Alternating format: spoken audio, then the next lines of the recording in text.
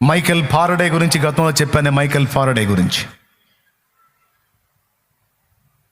2 అయస్కాంతపు శక్తి క్షేత్రాల మధ్య ఒక రాగి తీగను భ్రమింపజేసినప్పుడు విద్యుత్తు పుడుతుంది అనే ఫార్ములాను కనుగొన్నవాడు, విద్యుత్ శక్తిని కనుగొన్నవాడు మైకేల్ ఫారడే.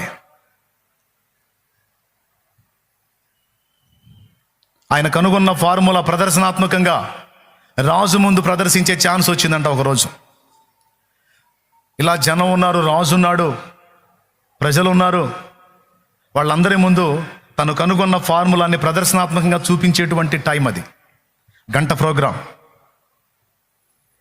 ఆ గంట ప్రోగ్రాంలో తను కనిపెట్టిన ఫార్ములా మొత్తాన్ని కూడా రాజు ముందు వివరించాడు. దాదాపు ఫైనల్ అయింది. ఇక చివరికి వచ్చి అది పూర్తి అవుతున్న టైంలో రాజు ఆశ్చర్యపోయాడు.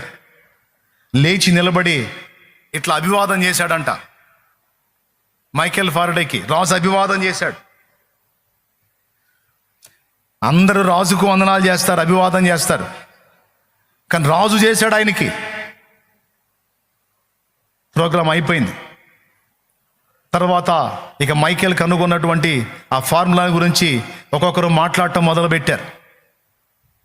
ఆ ప్రోగ్రాం అయిపోయింది. ఇక వాళ్ళు పెద్దలు మాట్లాడుతూ ఉన్నారు ఆ గొప్పతనాన్ని గురించి. ఆయన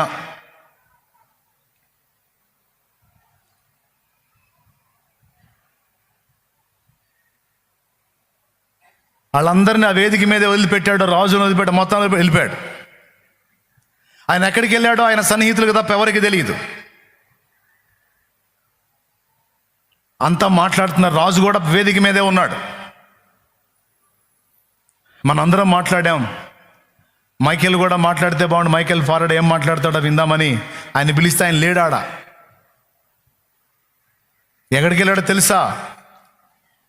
ఆ గంట ప్రోగ్రాం అయిపోయిన మరో నిమిషం నుంచి తను వెళ్ళే చర్చిలో ప్రేయర్ స్టార్ట్ అయింది, ప్రార్థన స్టార్ట్ అయింది తను వెళ్ళే చర్చిలో.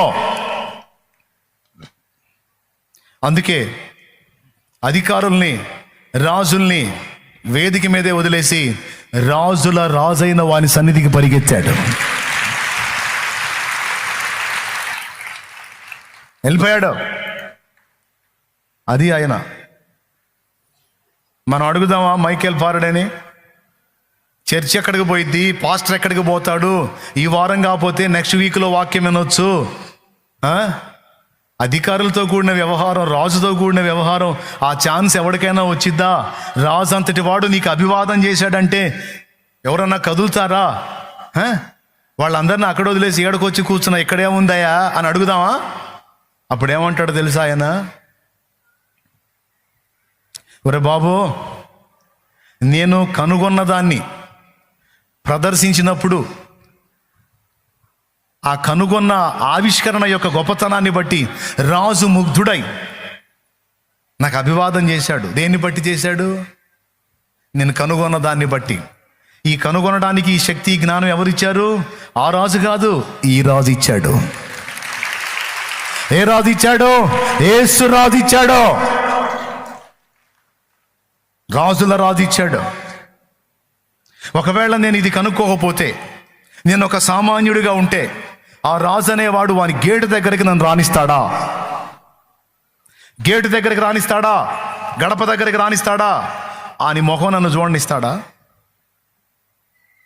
ఈరోజు రాజులు వచ్చి నా కాలు మొక్కేటట్టు చేశాడు అంటే ఆ జ్ఞానం వాళ్ళు ఇచ్చింది కాదు, నా దేవుడిచ్చింది. ఎవరిచ్చింది? నా దేవుడిచ్చింది. చెప్పు మరి, దేవునికి కాక ఎవరికి ఇవ్వాలి నేను ప్రయారిటీ? నా దేవుడే ఫస్ట్, ఎవ్రీథింగ్ లాస్ట్. దేవునికి స్తోత్రం. హల్లెలూయా. చెప్పు, గట్టిగా చెప్పు. అది ఆయనే నాకు ప్రధానం, ఆయనే నాకు ప్రప్రథమం.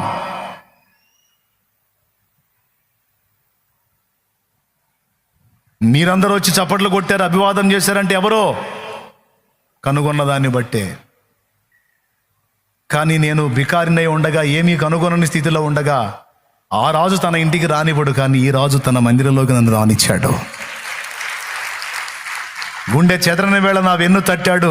అసమర్థుణ్ణి అని విలపించిన వేళ లేదు లేదు నిన్ను సమర్థుడిగా నేను చేస్తానని చేతబట్టి నన్ను చెక్కి ఈరోజు అనేకులు ఆనందించే స్థాయిలో నన్ను నా దేవుడు ఉంచాడు. నా దేవుడు, నా దేవుడు, నా దేవుడు. అలాంటి బుద్ధి, అలాంటి కృతజ్ఞత, అలాంటి మైండ్ ఉంది కనుకనే వాళ్ళు చరిత్ర సృష్టించారు, చరిత్ర పుటల్లో నిలిచిపోయారు. ఈరోజు ప్రపంచం మొత్తం నడుస్తుంది అంటే చాలా బాగా విద్యుత్. దేవునికి స్తోత్రం. అందరి ఇళ్లలో బల్బు కనుక్కున్నాడు ఒక క్రైస్తవుడు, దానికి విద్యుత్ శక్తి కనుక్కున్నాడు ఒక క్రైస్తవుడు. ఇద్దరు భక్తిపరులే.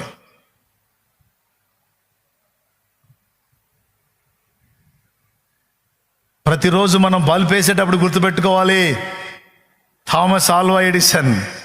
విద్యుత్తును వాడేటప్పుడు గుర్తుపెట్టుకోవాలి, మైకేల్ ఫారడే. ఈ జ్ఞానం ఎవరిచ్చారు? వాళ్ళని అడిగితే వాళ్ళే చెప్పారు, ఇది మాది కాదు, ప్రభు మాకు ఇచ్చిన జ్ఞానం అని. థామస్ ఆల్వా ఎడిసన్ గారి దగ్గర ఎప్పుడు బైబిల్ ఉంటుంది, ఎప్పుడు బైబిల్. చర్చికి రావడానికి, బైబిల్ తీసుకొని రావడానికి కొంతమందికి ఏం ఫీలింగో చేతులు ఊపుతూ వస్తారు. నేను చెబుతున్నా, ఒకవేళ నీకు కొత్తగా వస్తే నీకు ఎగ్జామ్షన్ ఉంది.